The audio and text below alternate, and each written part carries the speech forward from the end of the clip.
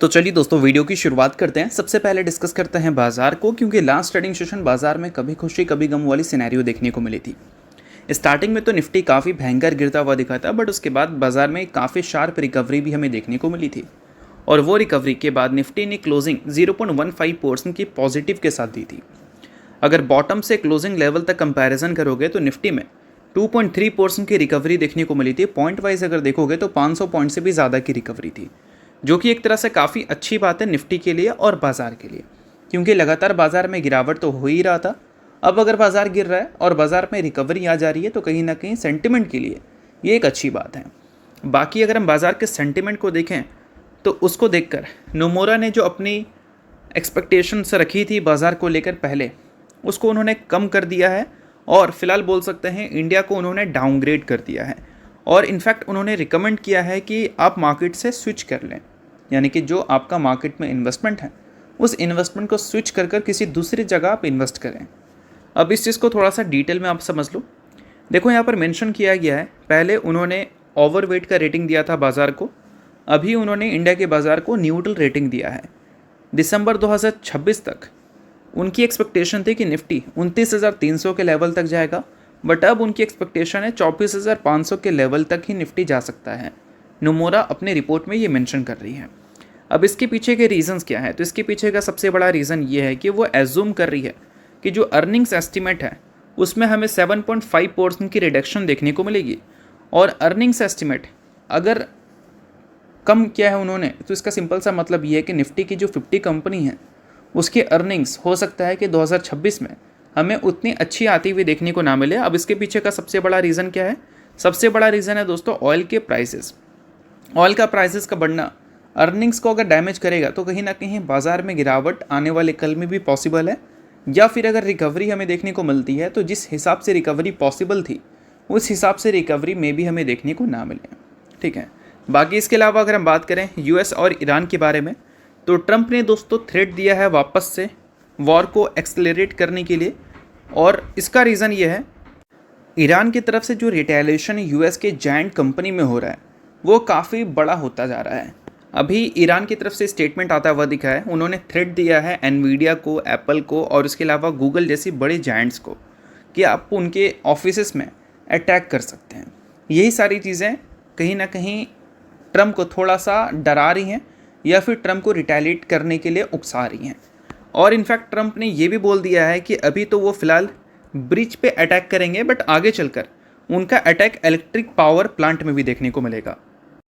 अब दोस्तों वीडियो में आगे बढ़ने से पहले बात कर लेते हैं सेबी रजिस्टर्ड टेलीग्राम चैनल के बारे में। यहाँ पर कई सारी चीज़ें आपके लिए काफ़ी ज़्यादा यूज़फुल रहती है, तो अगर आपने अभी तक चैनल को ज्वाइन नहीं किया है तो वेट मत करो, अब फटाफट जाकर चैनल को ज्वाइन कर लो, लिंक आपको डिस्क्रिप्शन में दिख जाएगा।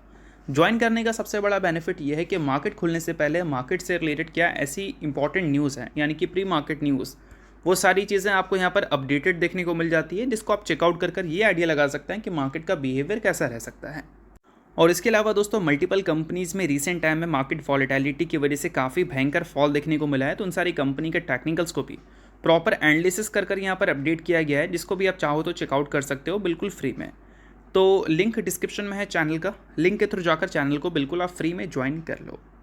अब इन सारी चीज़ों के बाद अगर हम क्रूड ऑयल के प्राइसेस की बात करें तो वापस से वो $100 को क्रॉस कर चुका है। ब्रेंट क्रूड ऑयल $109 पर बैरल तक जा चुका है। अगर हम परसेंट की बात करें तो 7.5% से भी ज़्यादा की जंप ब्रेंट क्रूड ऑयल के प्राइसेस में हमें देखने को मिल रही है।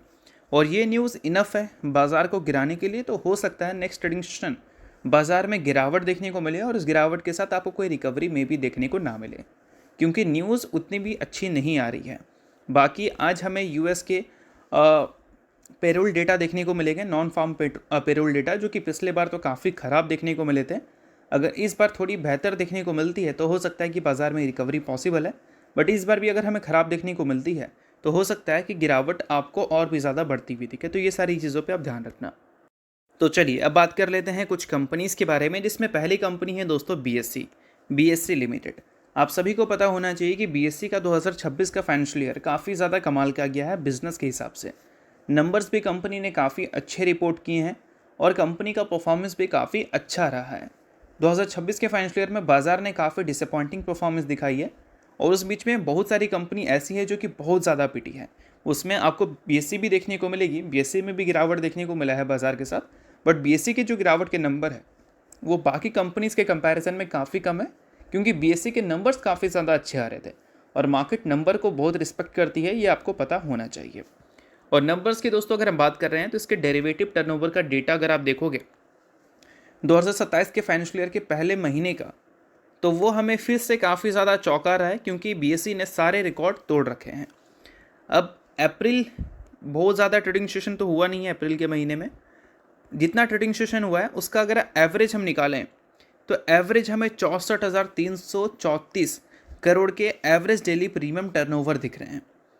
एक ट्रेडिंग सेशन में यानी कि पहला ट्रेडिंग सेशन में 43,400 करोड़ का हमें प्रीमियम टर्नओवर देखने को मिला था, और दूसरा ट्रेडिंग सेशन में 85,211 करोड़ का टर्नओवर हमें देखने को मिला था ऑप्शन प्रीमियम में, और इस वजह से एवरेज 64,000 करोड़ तक जा चुका है। और मैं आपको बता देना चाहूँगा, इस एवरेज को अगर कंपैरिजन करोगे मार्च के महीने के एवरेज से, तो ये नंबर आपको 90% से भी ज़्यादा ग्रो करता हुआ नज़र आ रहा है। बोल सकते हैं मंथ ऑन मंथ बेसिस पे कंपनी के ऑप्शन प्रीमियम टर्नओवर में 90% से भी ज़्यादा की ग्रोथ देखने को मिल सकती है, टोटल नहीं एवरेज में।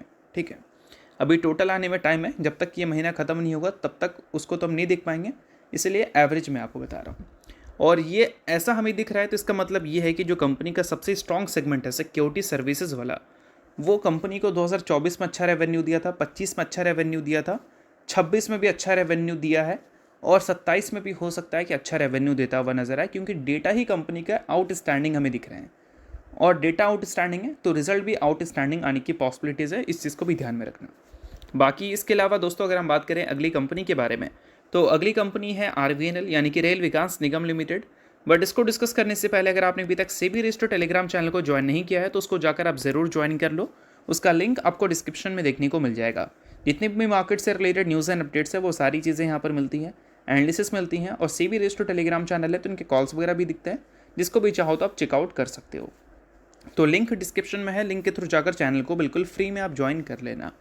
अब दोस्तों आरवीएनएल की बात करते हैं, तो आरवीएनएल से रिलेटेड फिलहाल एक काफ़ी बड़ी न्यूज़ हमें सुनने को मिल रही है। न्यूज़ यहाँ पर यह है कि आरवीएनएल को 242 करोड़ का एक और कॉन्ट्रैक्ट मिल चुका है साउथ सेंट्रल रेलवे की तरफ से। तो बेशक बिजनेस पर्पज से अगर हम देखें तो ये काफ़ी अच्छी न्यूज़ है, और ये न्यूज़ तब अच्छी बन जाती है जब आरवीएनएल ऑलरेडी काफ़ी बुरा पिट चुकी है अपने अर्निंग्स की वजह से।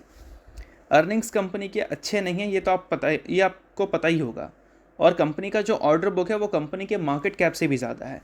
अब यहाँ पर रेगुलर बेसिस पे कंपनी को ऑर्डर्स मिलते रहें तो हम उम्मीद तो कर सकते हैं ना कि आगे चलकर कंपनी के अर्निंग्स हमें ग्रो करती हुई नज़र आएगी, जो कि पिछले एक से 3 सालों में हमें देखने को मिली नहीं है, और ग्रो करती हुई नज़र आ जाए तो आरवीएनएल जैसी कंपनीज आगे चलकर काफ़ी अच्छे नंबर्स के साथ काफ़ी अच्छी रिकवरी भी दिखा सकती है। बट वो सभी चीज़ें डिपेंड करती है कि कंपनी के आगे चलकर अर्निंग्स कैसा रिपोर्ट होंगे। बाकी जितनी भी चीज़ें मैं आपको बता रहा हूँ वो सभी चीज़ें सिर्फ और सिर्फ एजुकेशन पर्पज़ के लिए है, किसी भी तरह का रिकमेंडेशन नहीं है, तो आप खुद का भी रिसर्च और एनालिसिस कर सकते हैं। तो होप करता हूँ ये वीडियो आपको अच्छा लगा होगा, लाइक कीजिए, पहली बार सब्सक्राइब कीजिए। वीडियो के लिए बहुत बहुत शुक्रिया।